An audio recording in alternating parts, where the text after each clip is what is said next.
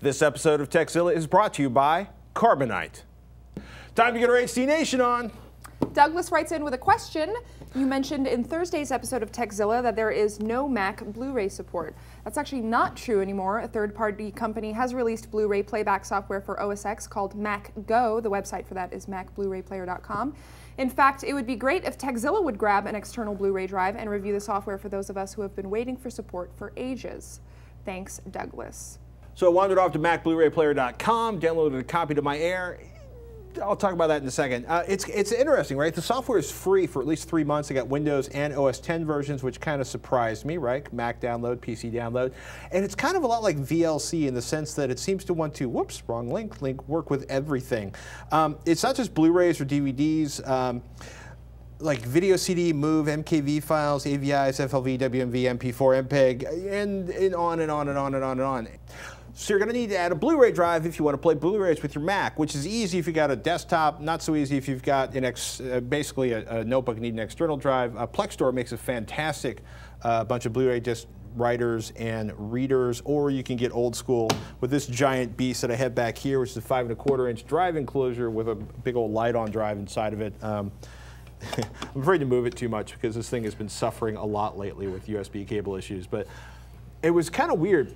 I think it may have been the USB cable because this originally would not work on my MacBook Air. It just would not recognize the external drive enclosure. So I'm like, all right, it must be Lion, right?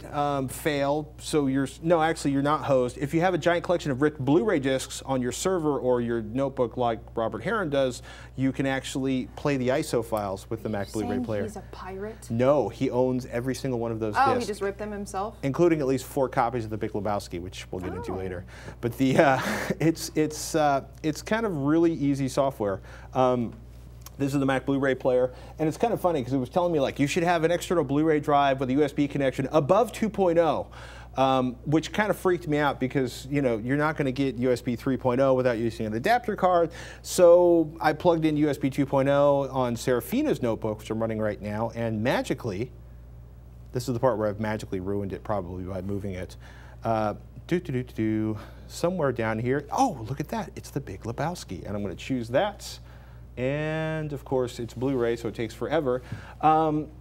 You are actually going to be able to open this. So I'm laughing because, like, there it is. Look, it's pre-rolling. It's just like starting a Blu-ray disc at home. It just takes forever. There it is. Now playing the Big Lebowski. Awesome. And look at that. And it's kind of funny because it's a pretty full-featured player. You've got, well, actually, it's, okay, so the menuing system is a mess, but it does do subtitles, and you actually have to manually close those. So you can basically turn in subtitles. Actually, some of the other discs I looked at, these subtitles actually showed up in English and the other languages. This is interesting. This is a bit of a fail for a Blu-ray. So you got the English. I wonder if they set up this disc a little bit differently. The one thing I did notice is it actually looks really good in terms of video playback. You do not want to have a bunch of stuff running in the background on your machine, although I will say it's not using as many of the cores as I thought it would. But going to full screen, even then it didn't blow out the machine. So I was kind of happy that the Blu-ray drive seemed to be pretty happy with this. You have a question, Tara?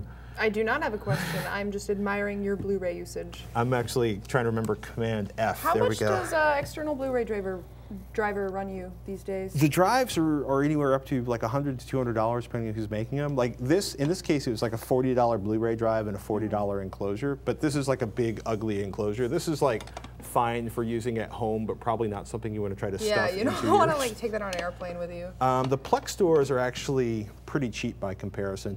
So I will say this is free. It's got a social sharing aspect I could give a snot about, but it's free for 3 months. Then it's $40, which is cheaper than some Windows Blu-ray software. And like I said, they've got a Windows version too. It is not the most full-featured Blu-ray player out there, but it is the only one that natively runs on OS X that we know of. And now you've got me wondering what that So the problem is not Lion for sure then? No, the problem is that Steve Jobs hates. I've been having some problems with Lion myself. I was telling Patrick before we taped today's show that my Android phone no longer connects to my MacBook Pro. since I upgraded to Lion. That's not right. It just doesn't work. And I've tried Googling and I haven't come across anybody else with the same issues. So now I'm wondering if maybe I'm just insane. But it stopped working literally the second that I upgraded. I think a lot of it is just Lion just being mean. And look, there's the Plextor PXB12OU Blu-ray reader for $86. So it's wonderful. It'll work. It's kind of funny. We should actually step away slowly from the Blu-ray devices. I can't wait to see if it actually was a USB cable fail that was causing the problem with the MacBook Air, or just the inner weirdness of the MacBook Air. We should talk about the new Blu-ray releases? Let's talk about them. All right. Movies. It's time for the Blu-ray releases for the week of August 16, 2011. First up, The Big Lebowski, Robert Heron's favorite movie. He's been squirreling away copies of the HD DVD version. Now he can start hoarding the lovely 1080p VC1 encode at a delicious 185:1 ratio. And it's a really nice cinematic transfer. Good colors, deep blacks, DTS HD master audio. That frankly ain't no Star Trek, but hey, this is a movie about a bowler stoned on white Russians trying to find our carpet, not an epic series of space battles with Captain Kirk. If you're a fan of the movie and you know who you are, it is worth your money if you have a Blu-ray player, especially if you're into odd little commemorative packaging things like the limited edition. It looks like a book. It does. So it makes you think that you're learning while you watch it. The Coens have defined and mastered their own bizarre subgenre, the Washington Post. Hey, since I've already talked too much about The Big Lebowski, there's a digital copy you can take on the road and all the extras from the 10th anniversary and the HD DVD versions. Next up, Dexter. Get your murder on people. Seasons 1 through 4 have previously been available on Blu-ray. And today sees the release of both the 5th season and the box set of seasons 1 through 5, leaving you just enough time to get caught up if you avoid sleep and eating before season 6 premieres in October. Okay, maybe you can eat. The 5th season contains 3 50GB Blu-ray discs in an MPEG-4 AVC code, 178:1 aspect ratio, and Dolby True HD 5.1 soundtrack, so you can enjoy the killing. Extras include interviews with the cast, a featurette on Julia Stiles' role in the series, and the first 2 episodes of the Showtime series, The Borgias, and episodes. Dexter's one of my favorite shows, but I haven't seen the 5th season yet. Cover your eyes, because there's a really good one coming up. Also released this week, Demolition Man. This 1993 movie is one of 4 Stallone films being released on Blu-ray today, and also stars Wesley Snipes and Sandra Bullock in an oh-so-dated sci-fi epic. Single 25GB disc, MPEG-4 AVC codec, 240:1 aspect ratio, and another DTS HD Master 5.1 soundtrack. Blu-ray.com gives the video quality 4.5 out of 5, saying it offers major improvements from the DVD in detail, depth, and color differentiation.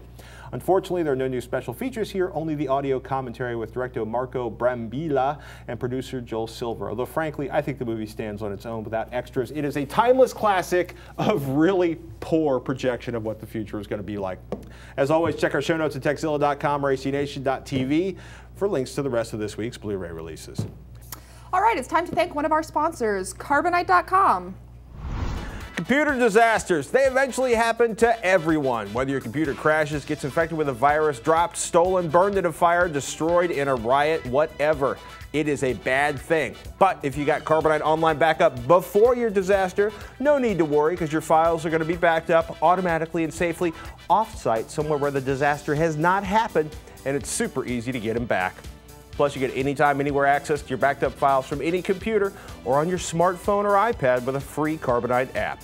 With Carbonite Unlimited Backup for your Mac or PC, just $59 a year. That's less than $5 a month. But when you use the offer code TechZilla to start your free 15-day trial, you'll get 2 months free if you decide to buy. All the details are at Carbonite.com, and remember to use the offer code TechZilla to get 2 months free with purchase.